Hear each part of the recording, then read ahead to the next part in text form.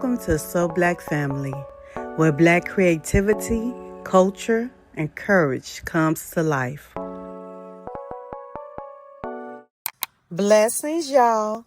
Welcome back to Creative Protection 101, the series where we break down how to protect your work, your brand, and your peace of mind, one step at a time. I'm Queen So Black, and today we're diving into episode 3A of the series. Yes, you heard me, 3A. Why? Because this topic deserves more than a wham bam thank you, ma'am. We're taking our time to walk through exactly how to register your copyright, especially if you've been wondering about the difference between published and unpublished work. This ain't the episode where you rush through and hope for the best. Nah, we're baby walking it, step by step, so you leave knowing how to handle your creative protection like a boss. Okay, so just a quick refresher. What is a copyright? It's the legal protection that kicks in the moment you create something original. But here's the kicker. If you ever want to take someone to court or collect damages, you got to register it. And that's what we're doing today.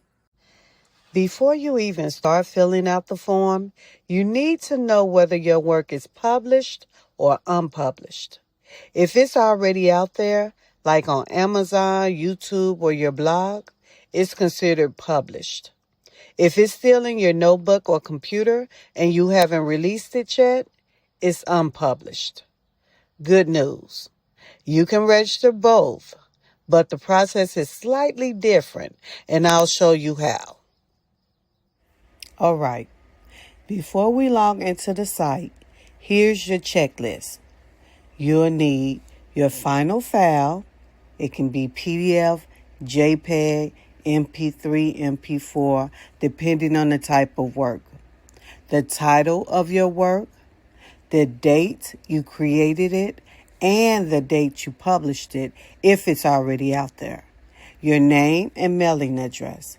And last but certainly not least, you'll need a card to pay the fee. It's $45 if you're using the single application for one author and one work. Most folks use the standard application at $65. If you're filing a group of unpublished works, that's $85. But don't stress. We'll walk through which one applies to you.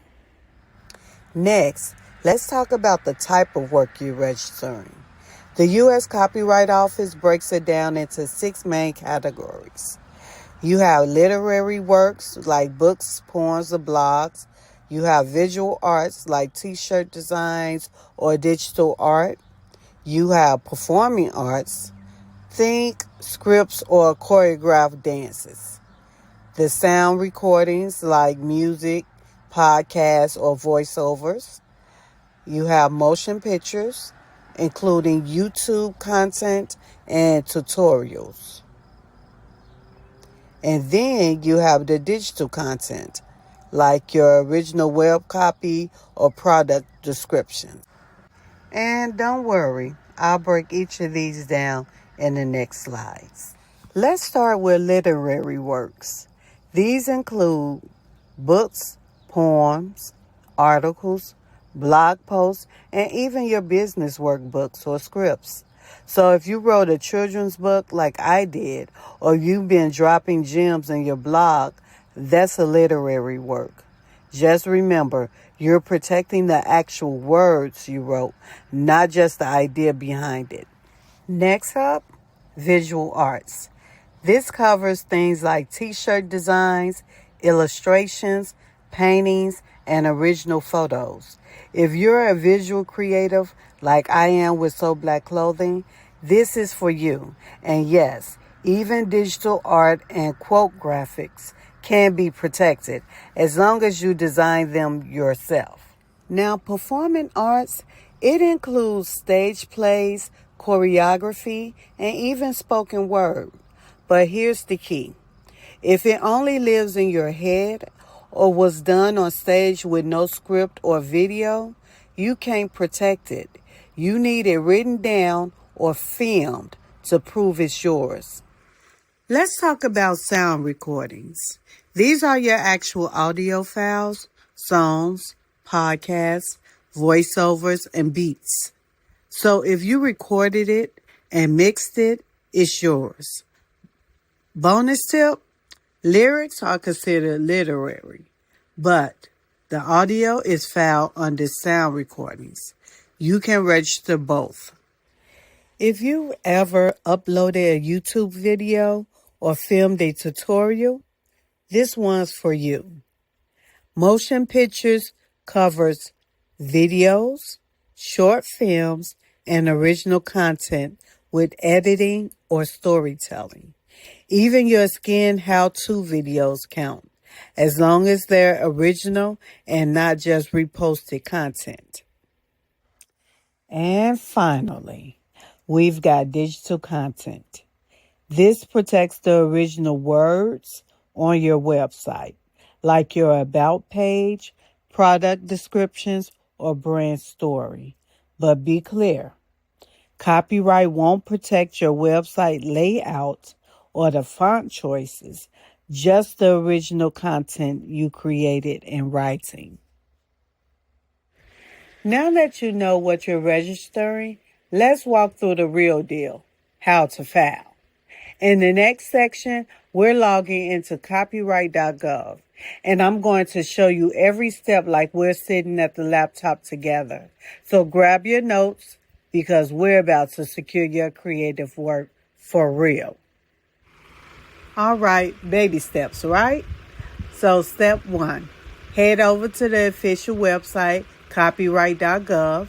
Now, make sure you don't click on any lookalike scammy sites. Always go to the official one. At the top of the screen, click the word register. And then select log in to ECO, which stands for Electronic Copyright Office.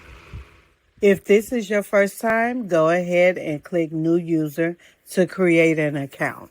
You'll need a username, password, and an email address. Make sure it's one you actually check because this is where your receipt and confirmation will come. Okay, so once you're logged in, click on Register a New Claim. For most of you, registering a single book, song, or design, you'll select the standard application. If you have a collection of unpublished works, like 10 poems or 5 shirt designs, you can use the group registration option. So now you're inside the application.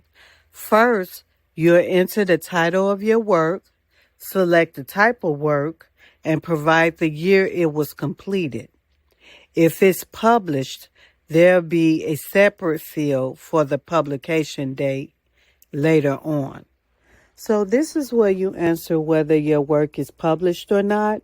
If you already shared it publicly on Amazon, YouTube, or your blog, you'll need to enter the publication date and country. There's also space to include a link or platform, but that part's optional. Now, let's talk about who created the work. If that's you, boom, easy. Just type your name and check the box that says author is also the claimant.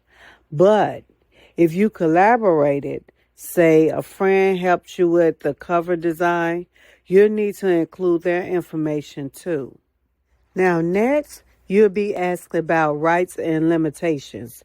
If your work is 100% original, you can usually skip this part. But if you use licensed music, stock photos, or another artist's sample, you'll need to say what parts you don't own. And now it's time to upload your work. Depending on what you're registering, upload a PDF, Word doc, JPEG, MP3, whatever applies. Double check that this is the final version and keep a backup copy saved somewhere safe. So let's wrap it up with payment. If you're filing just one original work as a solo creator, you might qualify for the $45 single application. If not, most people will file under the standard application of $65.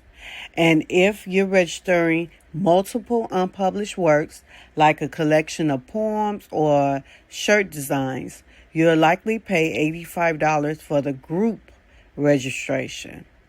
So review everything one last time before hitting submit. And make sure you save that confirmation email. That's your digital receipt that your work is officially in the system. And boom, just like that, you did it. You just filed your copyright like a true creative boss. So watch your email for updates from the Copyright Office. It can take a few months to get your certificate, but you're now legally protected. In the next episode, 3B, we're going to break down what happens after you file, how to flex that protection, and how to handle the waiting period like a pro.